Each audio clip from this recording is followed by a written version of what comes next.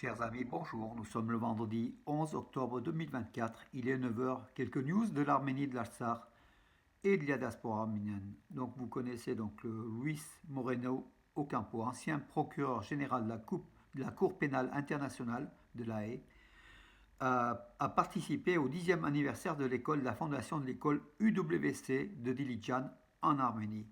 Et il a affirmé donc cette phrase: c'est une honte pour le monde entier que l'homme qui a créé l'UVC de Dilijan soit en prison à Bakou, en référence à l'ex-ministre d'État de la République de l'Artsakh, illégalement enfermé dans une prison de Bakou, Ruben Vartanian et d'autres dirigeants de l'Artsakh qui sont en prison à Bakou parce qu'ils sont victimes du génocide. C'est ce qu'a affirmé donc Luis Moreno Ocampo, qui est une personnalité, une notoriété du monde de la justice juridique internationale.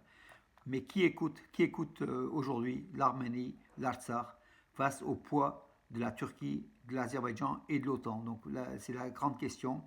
On a l'impression que le monde est sourd encore une fois aux appels des Arméniens, aux appels des amis de l'Arménie et de l'Artsakh pour la libération de ces prisonniers illégalement détenus en Artsakh, et puis aussi l'occupation par rapport à l'occupation de l'Artsakh par l'Azerbaïdjan, au retour au moins des propriétaires de l'Artsakh, les Artsakhi qui étaient là depuis des millénaires, qui ont été chassés il y a un an de cela, sans que le monde bouge en fait, hein, et avec la complicité du présumé allié stratégique de l'Arménie, mais qui était un faux frère, la Russie de Poutine.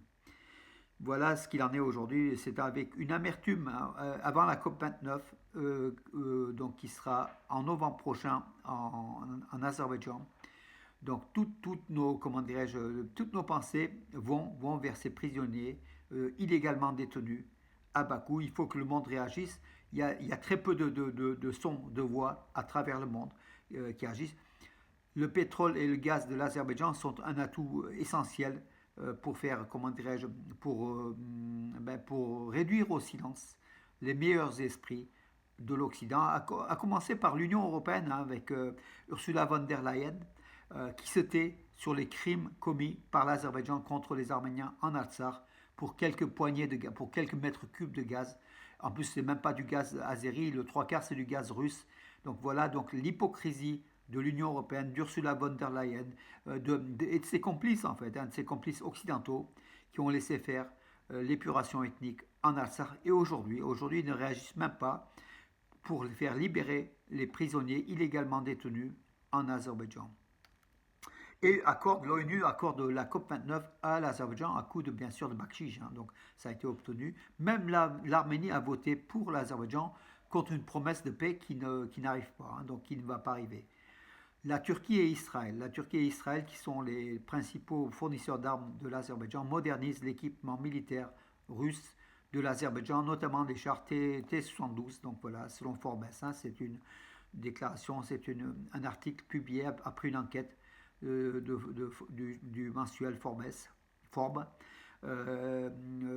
suite au salon de l'armement de la défense qui a eu lieu en septembre de 24 à Bakou. Voilà.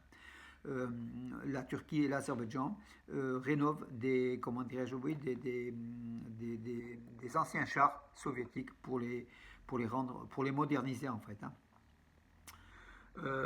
Alors oui, l'Arménie avec Léo qui a 10 ans va participer à l'Eurovision en quatrième position. Donc Léo va chanter en quatrième position de l'Eurovision Junior 2024 le 16 novembre à Madrid en Espagne. La chanson n'est pas encore connue, hein, du jeune Léo, 10 ans. On espère que c'est une bonne chanson. En tout cas, l'Arménie passera en quatrième position avant Chypre et la France. Voilà. On passe au sport, mes amis. Donc hier, l'Arménie aux îles Féroé en Ligue des Nations, groupe C de Ligue C, n'a fait que match nul, 2-2. Et en plus, a égalisé à la dernière seconde par Gor Manvelian, l'ex-joueur du FC Nantes, à 2-2. Donc, alors que l'Arménie était menée 2-1. Un beau but des Nordiques, en fait, hein, déjà. L'Arménie a égalisé par un super coup franc comment dirais-je, qui joue aujourd'hui donc en Arabie Saoudite, l'ex du MLS, donc qui était d'Argentine, en fait, un Arménien d'Argentine. Alors, bien sûr, tout le monde le connaît, hein, alors, c'est étonnant que je ne puisse pas avoir son nom. Il a égalisé Lucas, bien sûr, Lucas Zalarian. Voilà, il faut que je lise. Voilà. À la 44e minute, un beau coup franc. Après, une grossière erreur d'un arrière de arménien. Donc Georgi Haroutunian, il est nul, hein, ce joueur est nul, qui joue à Krasnodar. Il ne devrait pas être sélectionné d'ailleurs. Il a donné la balle à l'attaquant des îles Féroé qui a marqué tout simplement. Voilà, c'est une grossière erreur. Voilà. Et puis bon, Ranos, qui a aussi manqué un but, alors qu'il était seul devant les cages, ben, il a loupé tout simplement, hein, Ranos, Hrant Ranos. Voilà les grossières. Heureusement que Gor Manvelian, dans les arrêts de jeu, a égalisé à 2-2. Donc voilà, donc le score final 2-2. L'Arménie sauve l'honneur, mais face aux îles Féroé, c'est même pas, comment dirais-je, l'Arménie aurait dû s'imposer tout simplement. Donc dimanche, au stade républicain d'Yerevan, l'Arménie recevra le leader, la Macédoine du Nord, qui a gagné, qui s'est imposé donc 3-0 contre la Lettonie, voilà, et qui a 3 points d'avance sur l'Arménie. Donc il faut absolument que l'Arménie gagne contre la Macédoine du Nord ce dimanche. Donc à suivre à 18h sur les chaînes radio, sur les chaînes, mais en tout cas pas sur la télévision publique d'Arménie qui a décidé de nous sanctionner, qui ne diffuse pas les matchs en direction de la diaspora, voilà, pour des raisons de droit.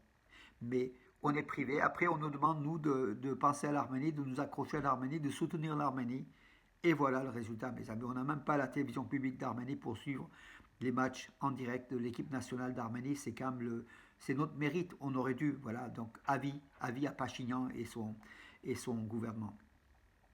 Même s'il est pour rien. Mais il est quand même quelque part pour quelque chose. De toute façon, s'il y a une question de droit, c'est que derrière, il y a une affaire de gros sous.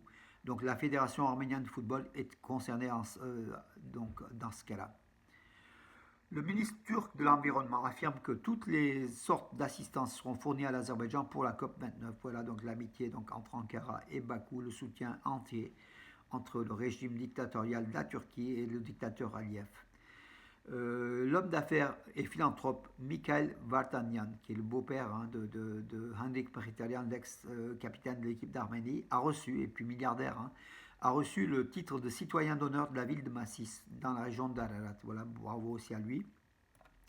Massis, donc c'est 3 sociétés de tabac emploient 3000 personnes donc à Massis. Donc c'est un gros employeur, c'est important.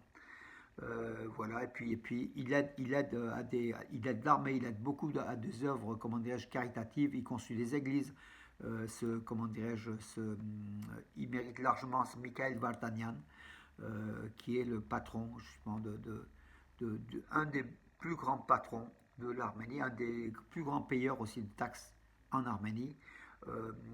Voilà, Mikhail Vartanyan, il a le Grand Holding, et citoyen d'honneur de la ville de Massis et plusieurs sociétés. Donc voilà. Il est, je crois, c'est le fils de Hrant Vartanyan aussi, l'homme d'affaires, hein, qui a fondé ces entreprises-là en fait. Il a l'International Massis Tabac, le Massis Tobacco et le Grand Master, donc qui emploie au total 3500 employés. Ça a été remis par le maire donc, de Massis, David Ambartsumian, ce titre de citoyen d'honneur, il mérite. Voilà mes amis, écoutez, j'ai fait le tour de l'actualité, en tout cas, elle n'était pas dense encore une nouvelle fois, donc je vous donne rendez-vous à demain et bonne journée mes amis.